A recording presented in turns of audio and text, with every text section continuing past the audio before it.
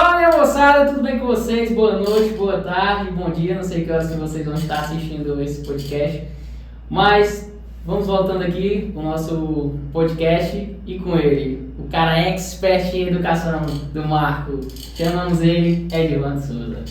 E aí, Caio, tudo bem?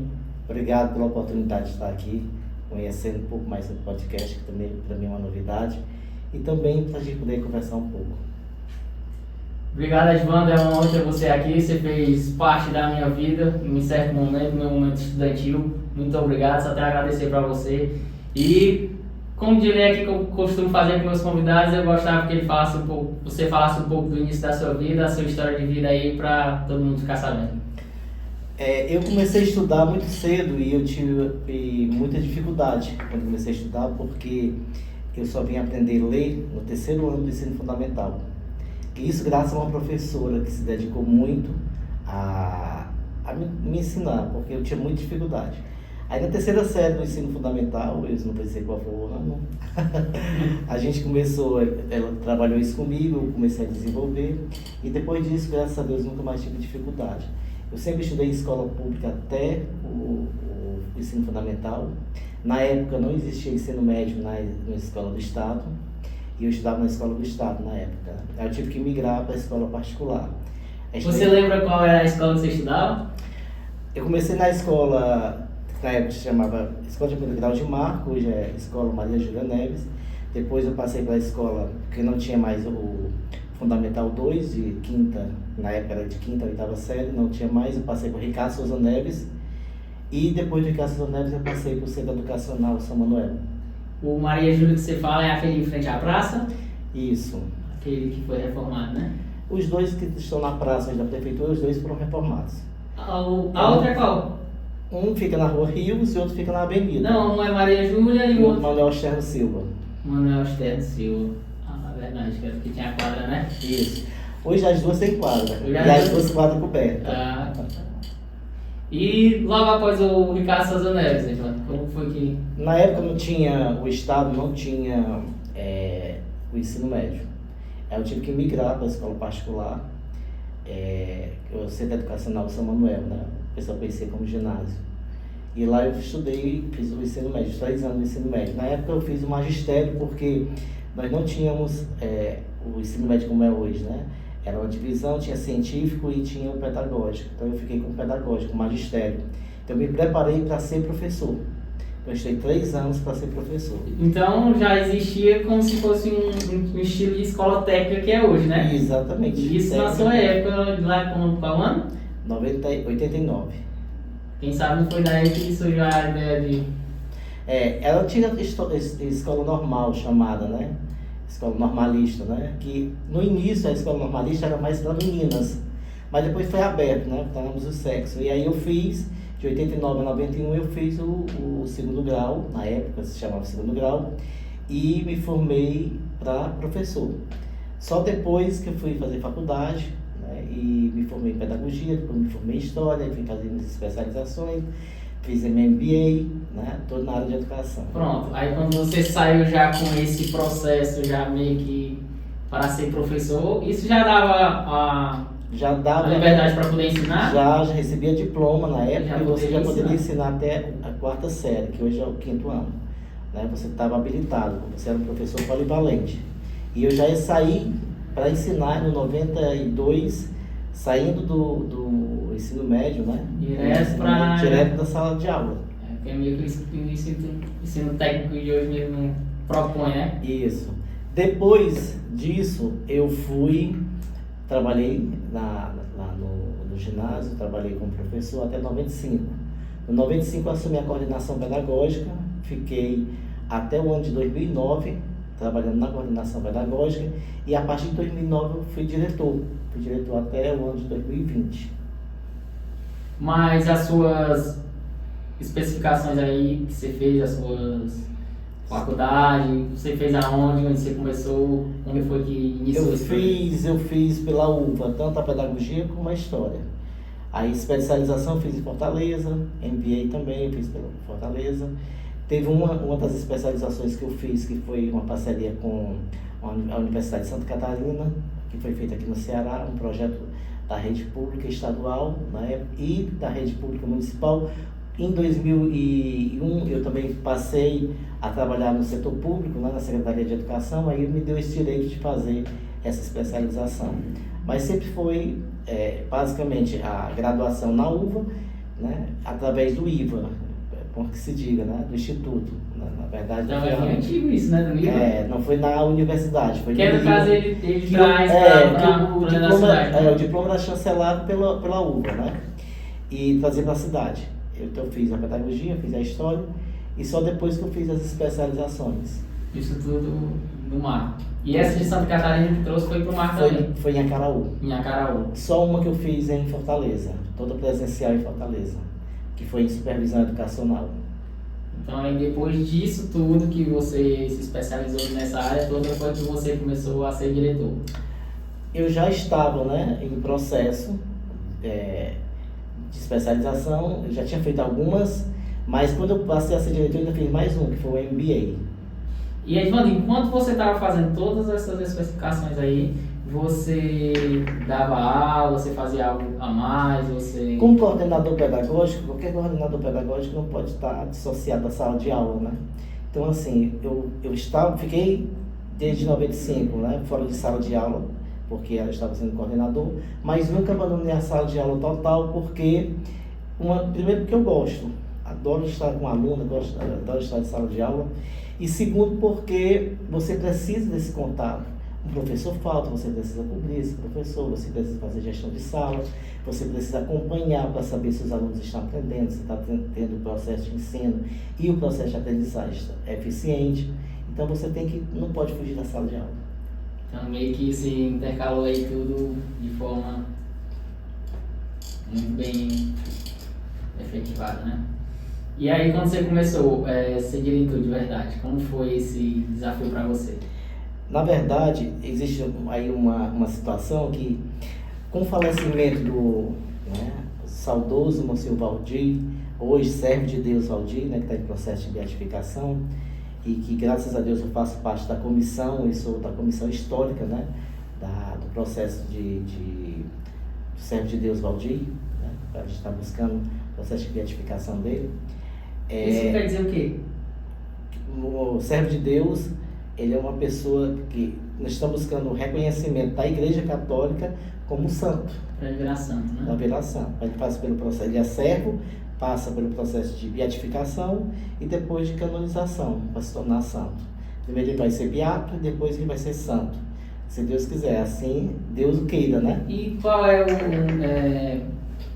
que tem que fazer para isso realmente acontecer? Na verdade, ele já fez a vida dele, a vida dedicada à igreja, aos pobres, à religião, um homem humilde, um homem de coração, né? E aí quando ele faleceu, aí retomando aqui a questão anterior, quando ele faleceu em 2001, ele assinava pela SENEC lá, né, pelo São Manuel, ele era o responsável como diretor pedagógico. E aí eu fui nomeado pela SENEC para ser diretor, mas só para assinar os documentos, né, porque o diretor administrativo era o professor Pascoal, né. E aí o professor Pascoal ficou, né, quando foi em 2009 ele se aposentou, se afastou, e aí eu fui convidado a ser diretor. Aí eu só passei a ser diretor de fato de direito, né, a partir de 2009. Aí de 2009 eu fiquei até o ano de 2020.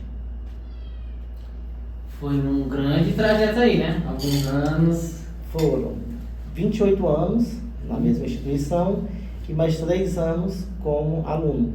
São 31 anos. 31 anos numa vida, né? Mais velho do que eu saí de instituição aí.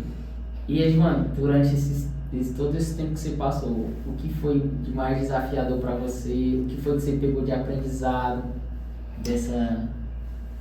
Bom, tudo foi um desafio, porque eu estava iniciando a carreira, né? Eu tive que aprender muita coisa, então tudo foi um desafio, né? A gestão de sala de aula é um desafio, o relacionamento, né, com a gestão de pessoas é um desafio, o relacionamento entre alunos e pais, comunidade, professores, tudo isso foi um desafio, mas eu fui aprendendo com o tempo, estudei muito, né, e também tive a oportunidade de conviver com pessoas maravilhosas, né, de outras cidades, de outros estados, e fomos trocando figurinha e a gente foi aprendendo juntos.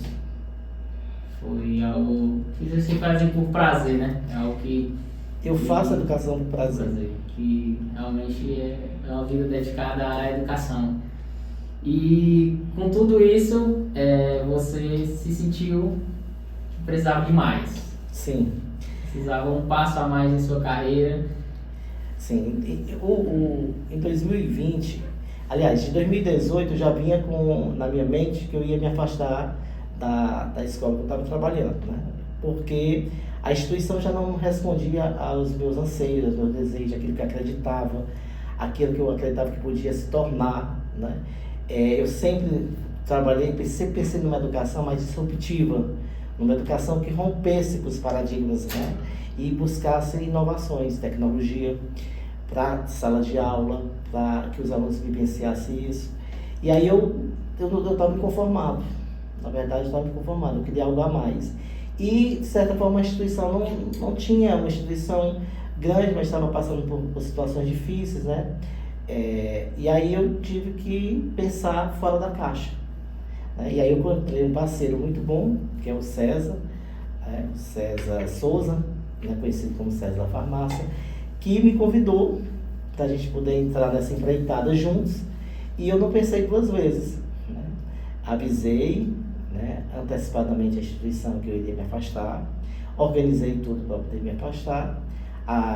Quando iniciou a pandemia, eu tive que segurar um pouco, porque eu ia sair antes, mas tive que segurar um pouco, porque a gente não sabia o que ia acontecer. E aí eu ainda segurei até julho, mas aí eu não tinha mais como segurar, porque eu tinha data marcada, já tinha fechado contrato, compromisso com o César, para a gente já em 2021 iniciar a escola. De início, Edvan, você pode contar para a gente aqui como foi a proposta em si, o que fez mudar de ideia, o que você gostou, esse tipo? Na verdade, o César me chamou e disse assim: pense numa escola que você deseja, coloque no papel o que você quer e eu faço. E eu disse: pronto, eu vou começar a pensar. Então, chamei um arquiteto, comecei a pensar na escola que eu achava que deveria ser, né? Comecei a pensar, né? Cheguei para ele e disse: olha, eu quero assim, assim, dessa forma. Ele disse: tá bom, vamos fazer, né? E aí isso me encantou, porque eu senti carta branca e me deu total liberdade, como ainda hoje me dá, total liberdade para poder investir, fazer as coisas acontecerem da melhor forma possível. E aí eu me encantei e não pensei duas vezes, né? Disse para ele que eu estava junto, né? Podia contar comigo. Já era uma vontade minha muito grande de sair, de tentar algo novo, né? Porque Mário Sérgio Cortella costuma dizer que um animal satisfeito dorme. Então eu não estava satisfeito, por isso eu não dormi. Então eu precisava sair, eu precisava fazer algo novo, precisava fazer algo que mudasse, impactasse, né? E foi o que eu fiz, né? Depois de 28 anos, como profissional numa instituição, eu resolvi sair. Nunca é tarde, né? Nunca é tarde para se... E é um dos meus lemas, que eu sempre dizia, né? Antes tarde do que nunca. Foi um dos projetos que lá atrás, quando eu usei na própria instituição que eu trabalhava, né? Que antes tarde do que nunca, para poder fazer um processo de transformação. E eu sempre trouxe isso comigo. Antes tarde do que nunca. Mude. Se você não está satisfeito, mude. Ei, pode passar. Pode passar para tirar foto. Edvan, quando ele chegou com essa proposta encantadora, que aí, pela forma que você falou, realmente é encantadora, casou com o que você realmente, seus objetivos, você pensou: a escola que eu desejo a escola que eu desejo é uma escola aberta, uma escola inovadora, uma escola disruptiva, uma escola comprometida com a qualidade do ensino, com a qualidade da pessoa, com valores bem explícitos, bem claros, para que as pessoas trabalhem esses valores, vivenciem esses valores, que pensam o cidadão não como departamento, não como questões específicas, mas como um todo, né? Eu não sou um português, eu não sou uma matemática, eu não sou uma arte, eu sou todo, né? Então eu tinha que pensar numa escola que integrasse tudo de forma bem harmônica, né? Para poder desenvolver um cidadão completo. O que você acha que tem de diferencial mesmo assim? Pensei fora da caixa nisso. Tá. Hoje a escola ela é uma escola assim, o prédio, na estrutura física é diferenciada, o material didático ele é diferenciado, né? É um material que A gente fez parceria com eles abraçaram a ideia junto com a gente, então material diferenciado. Qual é o... Hoje nós trabalhamos com 2 sistemas. Nós trabalhamos com o sistema de ensino FTD e com o sistema de ensino SAS, né? Então o SAS e o FTD hoje são parceiros, né, fortes da gente, que está sempre trabalhando conosco para poder inovar. Então a gente começou a pensar, vamos trabalhar a questão de Olimpíadas, vamos pensar colocar esses meninos, né, para fazer vestibular não só na UVA, não só no Marco, não só em Bela Cruz, ou aliás, desculpa, não só em Sobral, mas também em Fortaleza, em outros estados, né, em outros países. A gente tem que começar, nós também somos cidadãos do mundo, a gente não pode se limitar a essa questão geográfica, né? Então a gente começou a pensar nisso, a gente incentiva muito nossos alunos a buscar sempre mais e mais, a não ficar conformado ali, né? Porque eu costumo também dizer que cobra que não anda não engole sapo. É cheio de ditado, viu? Então, Edmando, quando foi que você iniciou realmente esse projeto? Bom, o projeto ele iniciou em maio de 2020. A gente namorava com o projeto, a gente conversava sobre esse projeto há um bom tempo, mas só iniciou em maio de 2020 porque foi depois da pandemia que eu realmente eu parei, né? Na pandemia eu parei de São Paulo. Todo mundo parou. Vamos esperar o que vai ser o resultado. Quando eu percebi que a pandemia ia demorar um pouco mais do que estava previsto, né? Porque a gente começou a perceber os resultados na China, que a China começou bem antes e ainda não tinha voltado na normalidade. Aí eu pensei o seguinte, não, isso vai demorar bastante, então eu não posso mais perder tempo.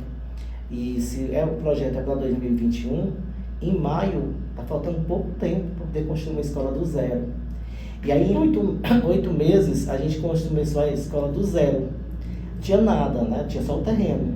Então foi feita toda a fundação e foi levantado o prédio em 8 meses. Então são 3 pisos hoje. A escola são 17 salas de aula. Edmando, quando terminou toda essa estrutura, que saiu tudo do papel, bora lá pra mão na massa. Como foi a recepção do público do Marco, em geral, na sua... Tá, a gente fez também, paralelo a isso, já em maio, nós já lançamos a maquete digital. Então a gente foi também já trabalhando marketing proporcional. Uhum. Né? As pessoas estão dizendo, onde é essa escola? Que escola é essa? A gente não passa, ninguém não vê essa escola. Mas as pessoas começaram a ficar se questionando, isso gerou expectativa, né? As pessoas ficaram querendo saber onde é que ia ser, como é que ia ser. Gostaram da maquete digital, as pessoas gostavam, elogiavam nas redes sociais. E a gente começou a trabalhar muito nas redes sociais o marketing, né? Quando foi em agosto, a gente colocou outdoors, né? Colocamos aqui em Bela Cruz, colocamos Triângulo do Marco, em Morrinhos.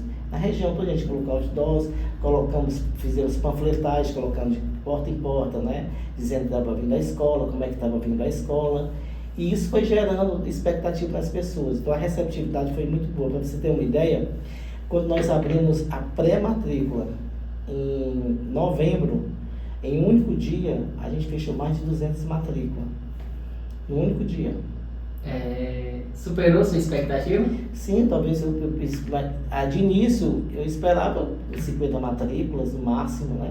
Com muita expectativa, 50 matrículas. Veio mais de 200 e alguma coisa, não lembro exatamente o número, mas foi mais de 200 matrículas em um único dia. E a gente conseguiu, no primeiro ano, em plena pandemia, a gente conseguiu fechar com 502 alunos. Então, superou completamente a minha expectativa. Eu imaginava a gente conseguindo, com muito trabalho, 300 alunos. E nós conseguimos 502. Edmando, quando você iniciou o projeto, qual era as séries que você desejava, você aumentou, você ainda tem o mesmo? Só não iniciei com a 3ª série do ensino médio. Iniciando com a educação infantil, com fundamental completo, e a 1ª e a 2ª série do ensino médio. Você já colocou... Só não coloquei a 3ª série do ensino médio, porque o processo ainda estava correndo no Conselho de Educação, o Conselho todo trabalhando home office, porque estava na pandemia, e eu fiquei com medo de eu não conseguir o reconhecimento e a autorização em tempo hábil e comprometer, né, esses alunos, né, que confiaram na gente para se matricular e não conseguiram no final a certificação. Quer dizer que eu sei que realmente para se montar numa escola tem que ser realmente capacitado, né? Mas então toda série tem que ter o aval. Tem que ter autorização, e algumas você tem que ter autorização e reconhecimento. Então, a terceira série do ensino médio, o nono ano do ensino fundamental, você necessita de autorização para funcionar e de reconhecimento. O reconhecimento de quê? O reconhecimento é dizer que aquela escola está apta, diante dos órgãos do governo, a certificar o aluno, dizer que o aluno fez aquela série e concluiu com êxito, com resultado. Se você não tiver uma escola com reconhecimento, essa escola não... E o que é que faz? Aí tem uma tramitação que você tem, uma documentação que o Conselho de Educação exige.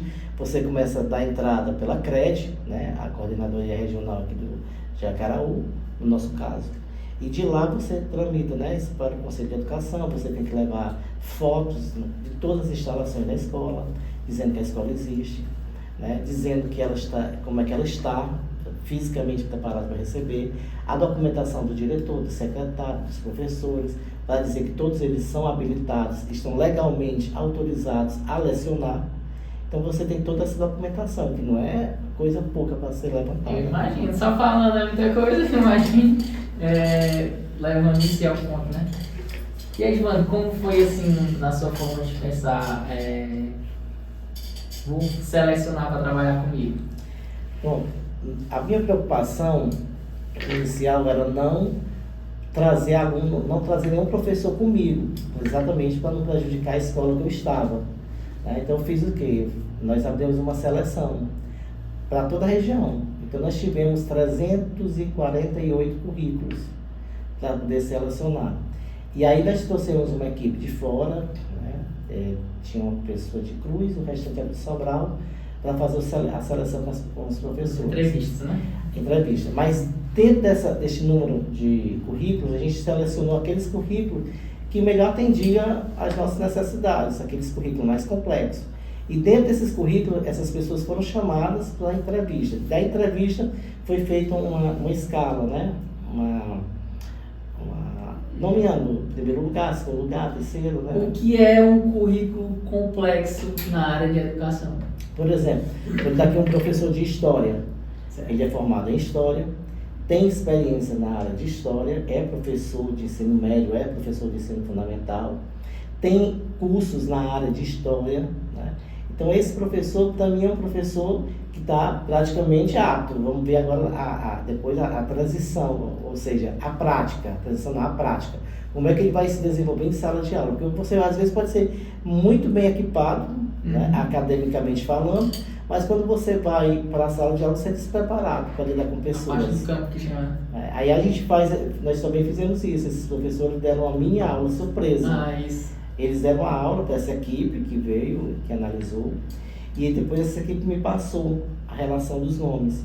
E aí a gente foi chamando, fizemos o currículo da escola, e em cima do currículo a gente foi montando toda a grade, foi montando a grade de professores. Não foi fácil. Imagina. E aí também veio quem quis, né? Algumas pessoas saíram da outra instituição, me acompanharam, né? Foi bem-vinda, mas eu não fui tirar ninguém. Colocou lá, foi, quem achou melhor? O mercado é aberto. É porque tem aquela velha questão. No meu ramo também acontece da mesma forma. Tem os meus gerentes, tem os meus supervisores, esse aqui.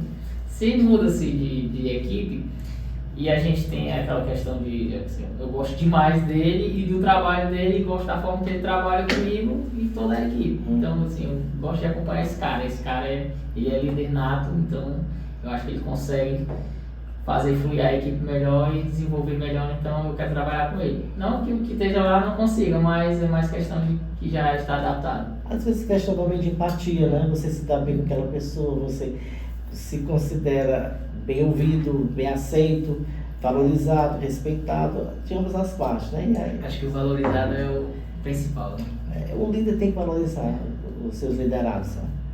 Tem que ter muito respeito, né? Tem que saber conversar. Não é porque você está ali na liderança que você tem que ser um chefe chato, né? Cobrador, né? Aquela pessoa que só cobra e que não dá um feedback necessário para a pessoa também se desenvolver. É como a gente, não sei se você já chegou a ver essa chave de como era no Egito, né? Quando se construíam as pirâmides no Egito, que era no caso do chefe, né? Só mandando e o pessoal arrastando pedra, e como é o lobo na sua alcateia. Como ele faz para ser líder, né? Isso. A gente tem que ser um líder participativo. um líder que se envolve. Não é aquele que diz vai, mas que diz vamos. Né? Ele tem que ser o timoneiro, ele tem que ir à frente. É ele que vai desbravando, né? E vai chamando os seus liderados. Não é aquele que diz assim, vai na frente que eu estou aqui atrás te dando, né? Cobertura. Não, vá na frente. Né? Base sendo desbravador, aquele que tem uma visão holística, aquele que tem o horizonte à sua frente, vislumbrando o que é que vai enfrentar e vai chamando o seu liderado para acompanhar. Porque aí ele está também preparando líderes, né? Isso. Edmando, hoje você conta com quantos alunos na sua instituição? Nós contamos hoje com 564 alunos e temos 73 colaboradores. Imagine como é que é administrar isso tudo. Eu estou acostumado com trabalhar com pessoas, eu gosto tanto, me dá tanto prazer.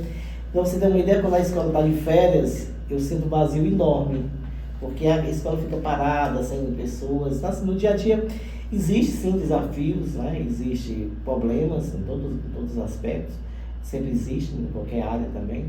Mas a gente com calma, com cuidado e sabendo ouvir as pessoas, tudo consegue sair bem. E já está de férias lá? Estamos de férias. Essa escola particular é mais rápido, né? Que chega a nós cumprimos, né, na verdade, 204 dias letivos. Nós não tivemos imprensados, a gente não teve nenhum feriado extra. A gente cumpriu tudo e começando bem antes, né? Então a gente consegue também terminar isso. O ano já é planejado assim no início, você já está planejando agora, já planejou o ano inteiro, né? Em agosto desse ano já estava com o calendário de 2024 fechado. Já sabe quando folga, quando não folga. Porque por lei você tem que estar 200 dias letivo. Você não pode fugir disso. Você pode dar mais, você não pode dar menos. Então a gente já sabe o dia que inicia e o dia que encerra. Até o sábado que vai, né? Até o sábado letivo. Edmando, quais são as políticas de admissão para alunos novos? Mudou alguma coisa? Questão de alunos anteriores? Não, as nossas matrículas estão funcionando nesse período agora só de complementação de turmas, né? A gente já está com mais de 80% de matrículas já efetivadas, graças a Deus. E aí esses alunos que estão vindo agora, alunos novos, né? Não tem uma política, a gente trabalha com a mesma política lá de quando iniciamos, né? Alunos novatos, a gente sempre faz exames de sondagem com ele, para saber como é que ele está. Como é esse aluno que nós estamos recebendo, né? Nós não fazemos aquele exame de seleção, nós não fazemos isso, porque até certo ponto eu acho um pouco excludente essa situação. Nós fazemos o exame de sondagem. O que é o exame de sondagem? Esse aluno está chegando, por exemplo, no 3º ano do ensino fundamental. O que é que ele está chegando sabendo? Né? O que é que ele sabe de português, o que é que ele sabe de matemática, o que é que ele sabe de história, o que é que ele sabe de geografia, ciências. E a partir daí, a gente organiza esse aluno, porque se ele estiver no nível adequado, tudo bem, mas se ele não estiver no nível adequado, a gente vai precisar acelerar um pouquinho para que ele possa continuar com o restante da turma de igual para igual. Como é feito esse processo? Porque se ele não está chegando ao adequado com o que já está lá na frente, como é que vocês fazem para... Para cada aluno é uma realidade, Caio. A gente tem que ver cada aluno. Bom, se ele não está, ele está bem em português, mas não está em matemática, tem que ter um processo de aceleração desse aluno. A gente tem que suplementar esse aluno. Ele tem que levar atividades extras para casa, ele tem que ter em alguns momentos um momento individual com a professora, às vezes com a coordenação pedagógica, que acompanha. Nós temos também a psicopedagoga, que avalia se ele tem algum problema de dificuldade de aprendizagem. Nós temos a psicóloga na escola, que também analisa se o aluno tem algum problema de ordem afetiva. E ainda temos agora para o próximo ano, se Deus quiser, já fechamos contrato com uma fonoaudióloga. Porque também a gente percebe quando o aluno, sobretudo da educação infantil, tem problema na fala, isso automaticamente dificulta o processo dele de aprendizagem. É porque hoje a realidade, tanto da mídia social como faz, é que hoje já se tem muitos problemas psicológicos, né? Então já se atrapalha muito no início da criança, ela não conseguindo se comunicar bem, esse tipo de coisa já dá até um... É uma das coisas que a gente busca muito lá na escola, essa questão que nós chamamos de inclusão, né? E o que é a inclusão? Porque a inclusão é uma questão bem ampla, né? Não é você colocar, por exemplo, aqui, fazendo um rápido parênteses, colocar rampa na escola, colocar sinal sonoro. Bom, é uma escola inclusiva, não. A escola inclusiva ela é bem ampla, né? E nós nos preocupamos muito que o aluno se sinta bem, que ele se sinta ouvido, que ele se sinta capaz de igual para igual com os demais, que não haja segregação. Isso é um trabalho que a gente vem desenvolvendo bastante na escola. Edmano, falando ainda sobre as matrículas, quais os documentos que os pais têm que... Essa questão de documentação é uma documentação de praxe, né? Em toda escola exige, né? Certidão de nascimento, se ele vier de outra escola, ele precisa da transferência dele, né? Ou de uma declaração, enquanto a escola emite a transferência, precisa de comprovante de endereço, foto 3x4, né? Que é para poder deixar a questão da documentação. É basicamente esses os documentos exigidos. Boletim, né? O boletim que eu ia O boletim vem na transferência. Porque na transferência é para dizer que aquela criança ela foi aprovada, se ela já estudou antes, e ela já pode ir com a série seguinte. Edmano, como essa questão de ter... Tem vaga de limite, tem limite ou não tem limite? Tem limite. Nós trabalhamos com turmas em média da educação infantil, aí tem uma variação, porque tem turmas que tem só 10 alunos. Um aluno de 2 anos, a gente não pega mais de 10 alunos. Aí tem alunos com 15, turmas com 15 e turmas com 20. Em geral, nós trabalhamos com turmas acima do infantil de 4 anos, né? A partir do infantil de 5 anos, com turmas de 20 alunos. Né? Em geral, são 20 alunos. E quando chega ao limite, aí não tem mais vaga. Né? E aí fica numa lista de espera. Por exemplo, hoje nós temos várias salas de educação infantil, quase todas fechadas 100%. Então nós não temos vaga. Mas temos as salas complementares, que nós chamamos uma segunda sala. E algumas já estão fechadas. Por exemplo, infantil de 5 anos, nós não temos nem na A nem na B, ninguém não tem mais vaga. Nós estamos com uma lista de espera. No infantil de 4 anos, salvo engano, hoje tem uma vaga. Porque a sala A já fechou, a sala B tem uma vaga. Aí a gente vai fazendo só essa complementação, que eu disse anteriormente, né? Nós estamos com um bom número de matrícula e estamos fazendo agora o processo de complementação de turma. E até um ensino de qualidade, né? Porque se a gente tem menos alunos dentro de uma sala, é mais fácil de estar olhando melhor para cada um, não é isso? Aquela história de são todos e cada um. Né? Ou seja, a gente tem que olhar o todo da sala, mas olhar também a individualidade de cada um. Uma das coisas que a gente se preocupa bastante, né, é a questão de o aluno ser enxergado, não ser aquele aluno invisível dentro da escola, né? E uma das coisas importantes também para 2024 é a questão do tempo integral. Nós estamos trabalhando agora, a partir de 2024, com tempo integral, ou seja, o aluno estuda pela manhã, né, e retorna à tarde também, até às 17 horas, né, e à tarde, no contraturno, a gente chama até, costuma chamar de semi-integral, porque o almoço o aluno faz em casa, né, e até para não perder o vínculo com a família, né. E nesse semi-integral a gente trabalha reforço escolar, musicalização, teatro, artes marciais, esporte. Então é uma infinidade, né, de coisas que a gente trabalha para que a criança se desenvolva mais e mais.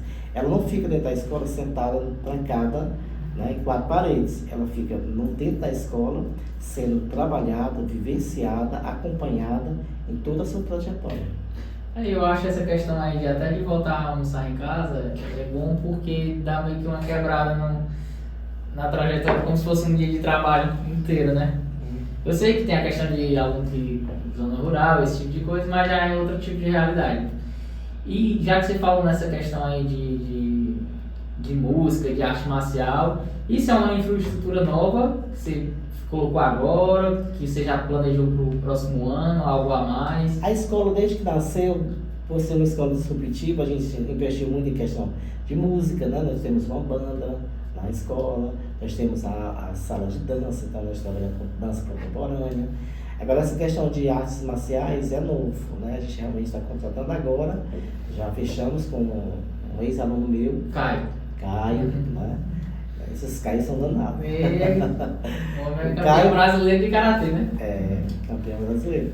E aí nós temos agora também um outro aluno, que é o Rabi, que já foi campeão brasileiro, campeão cearense. Então o homem tem dia que não consegue nem mexer o pescoço com tanta medalha. É verdade. E Edvan, quando você iniciou já era em tempo integral? Ou Não. A gente iniciou em 2021, estava no período da pandemia, foi muito difícil, né? Mas hoje, a partir de 2024, são duas inovações, né, para 2024. Uma é a questão do tempo integral e outra é o programa bilíngue que nós estamos adotando na educação infantil. O programa bilíngue, a criança, a partir de 3 anos, ela terá aula em inglês, não é aula de inglês. E o que é essa aula em inglês? Totalmente. Né? São aulas de matemática em inglês, ciências em inglês, onde o professor fala 100% inglês, né? E a criança acompanha, né, todo o processo de ensino, né? E ela vai elaborando o processo de aprendizagem dela todo em inglês. Né? Aí as pessoas às vezes dizem assim, mas aí uma criança de 3 anos vai aprender? Aí a gente pergunta, como foi que você aprendeu a falar? Não foi repetindo? Papai, mamãe, não foi isso? Então, se ela começar a ouvir bastante alguém falando inglês o tempo todo para ela também vai aprender. Ninguém não aprende falando verbo, porque na escola a gente aprende cedo a questão do verbo to be. Mas quando a gente começa a falar, os pais ensinando pra gente, eles começam ensinando a gente o verbo cantar, o verbo dançar. Exatamente, a gente já falando normal, né? Vai vivendo aqui e a gente vai aprendendo a nossa língua do nosso país, né? Edvando, vamos lá. O que é que faz os pais, no caso, de ver de diferencial na sua escola para querer colocar o filho lá? Eu acho que o que eles mais veem na nossa escola é a verdade. A credibilidade da gente está na nossa verdade. Nós somos muito transparentes naquilo que nós trabalhamos. E somos muito responsáveis, comprometidos. Né? A gente realmente deseja que o aluno aprenda. A gente faz valer cada centavo que o pai investe no filho, né? Para que ele realmente aprenda. Eu acho que o diferencial maior é esse. Né? É claro que tem uma boa segurança, a escola tem segura, tem câmeras para todo lado. Né? Nós temos segurança na porta, nós temos sistema de catraca, não é qualquer pessoa que entra dentro da escola, ela precisa ser identificada, precisa ser autorizada para poder entrar. Né? Além disso, né, nós temos salas, né, todas as nossas salas são climatizadas, todas elas com projetor já instalado para facilitar a vida do professor e do aluno. Então há toda uma estrutura também. Né? Para além disso, vem a questão da nossa verdade. Né? Nós temos também uma ligação muito grande com as famílias, então nós conhecemos todas as famílias, o nome do pai, da mãe, conhecendo às vezes até os avós, os tios. Então a gente conhece as crianças pelo nome, sabemos de quem é que nós estamos falando. Então a gente se preocupa muito com isso, com o desenvolvimento de cada criança. E ela tem que ser enxergada como única. Diferencial, realmente, viu? Ser tratado como único. Então, Edvando, como é que o Edvando assegura essa questão de qualidade de ensino aí durante todos esses anos? O trabalho, né? O trabalho, né, incansável, né, que a gente dedica aos nossos alunos, às nossas famílias, é o primeiro compromisso, trabalhar bastante. Segundo, é um acompanhamento, né? A gente acompanha toda a evolução, para que aquilo que está sendo proposto está sendo executado. E terceira, avaliação, a gente também avalia constantemente se o que nós fizemos e estamos fazendo realmente está dando resultado. Então tem todo esse processo de planejamento, de execução e de avaliação. Edvando, o que o Edvando tem para transmitir aí para os pais que querem colocar os seus filhos aí na escola, transmitir uma mensagem? Eu costumo sempre dizer para os pais, né, que nós trabalhamos para que o aluno seja um cidadão completo, um cidadão do mundo, um cidadão preparado para enfrentar os diversos desafios que o mundo contemporâneo impõe. Né? A gente trabalha muito isso. Né? É claro que a gente oferece uma boa educação de qualidade através de um programa eficiente de conteúdos, a gente faz muitos simulados, faz Olimpíadas, busca resultados. Mas, além de tudo isso, né, uma das coisas que eu acho muito importante é a questão dos valores.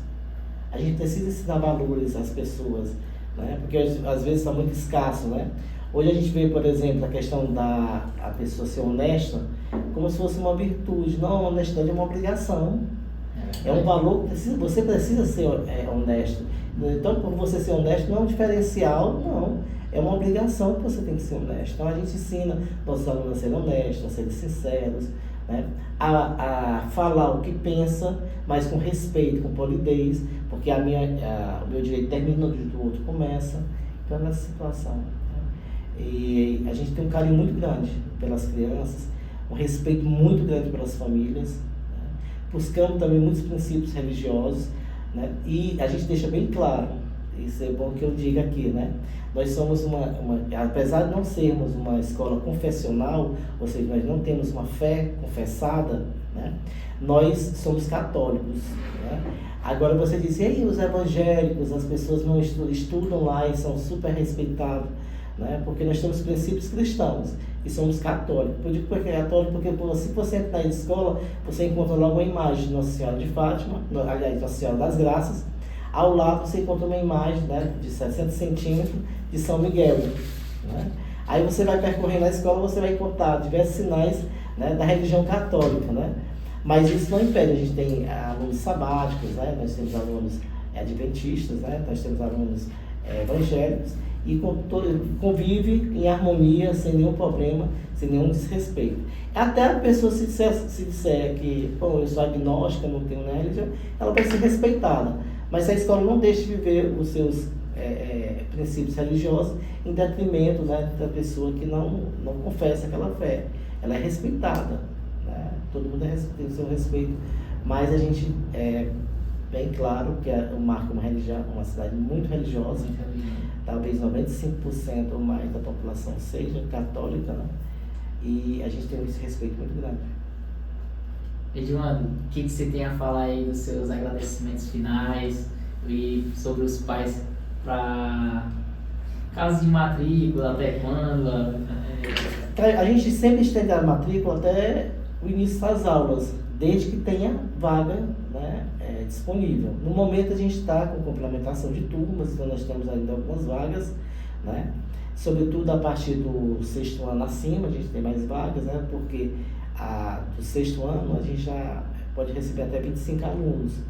Em média, pode ser, a gente trabalha com 20, mas a gente pode receber até 25. Então, tendo a necessidade, tendo procura, a gente estende um pouco mais as turmas. Aí não tem problema a gente poder estender um pouco mais, se houver demanda, se houver pessoas em busca, né? E a gente vai até janeiro, nesse aspecto, né, de complementação de turmas. Mas a gente está indo super bem, graças a Deus. Eu sou muito grato a Deus, sou muito grato às pessoas do Marco, por acreditar na nossa história, por acreditar no nosso trabalho, tá? São 28 anos, né, numa instituição, e nessa já são 3, então são 31 anos dedicados à educação, totalmente como profissional dedicado à educação. Eu não penso outra coisa, não respiro outra coisa, não faço outra coisa a não ser educação. Se me tirar hoje da educação, só para aposentar e ficar dentro de casa, porque eu não sei fazer outra coisa, né? Eu só sei trabalhar com isso. E gosto, tenho prazer. Eu gosto de ver as crianças aprendendo, eu gosto de ver as crianças se desenvolvendo, né? Eu gosto de ver essa harmonia dentro da escola, eu gosto de ver esse crescimento, né? Você é um exemplo. Fico muito satisfeito chegando aqui e lhe ver, né, com esse podcast, né? Você que foi nosso aluno, né? Eu fico muito satisfeito, fico muito feliz. Saber que as coisas estão dando certo para você, que você conseguiu ser uma pessoa completa, né? Uma pessoa que está aqui trabalhando, desenvolvendo um bom trabalho, né? Isso me deixa muito satisfeito. Isso é o que me realiza. Muito obrigado, é uma satisfação grande eu ouvir esse tipo de comentário seu, ouvir de você, sempre foi um que eu admirei e acompanhei, sempre quando eu lhe vi por aí, chegava em você e agradecia por tudo, e muito obrigado mesmo. E é uma honra ter você aqui, realmente é satisfatório porque eu vejo que eu cheguei e posso chegar mais onde... Muitas coisas que sempre me deixam muito feliz. Às vezes tem algum aluno que não está se desenvolvendo bem academicamente falando, em notas. Eu não penso que esse aluno vai ser um fracasso, que esse aluno não vai dar certo. Não, não penso assim. Eu penso exatamente que cada pessoa tem seu tempo, tem seu momento, e vai chegar o momento daquele. Porque eu já vi tanto aluno que na fila ele é o primeiro de baixo para cima, e que hoje estão tão bem, na vida, né? Então, assim, se a gente trabalha realmente princípios, valores, eu costumo dizer que é um provérbio que já existe também, né? Que o fruto não cai longe do seu tronco. Né? Então, se você trabalha valores na família, trabalha valores na escola, se você respeita e é respeitado, né? Mais cedo ou mais tarde você vai conseguir resolver a sua vida e vai dar tudo certo. É verdade. Considerações finais aí para a câmera, falando diretamente para a câmera. Tá, eu quero só agradecer aqui aos internautas que estão aqui assistindo, dizer que venham conhecer o Colégio Edivando Souza, estamos de portas abertas para poder receber todas as pessoas com muito carinho, com muito respeito. Gostamos de mostrar todo o nosso trabalho, toda a nossa filosofia e você será sempre bem-vindo na nossa escola. Muito obrigado. Fico por aqui com mais um podcast do Podcaio.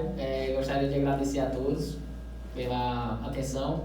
E é isso. Obrigado, gente. Curte, compartilha, dá o like.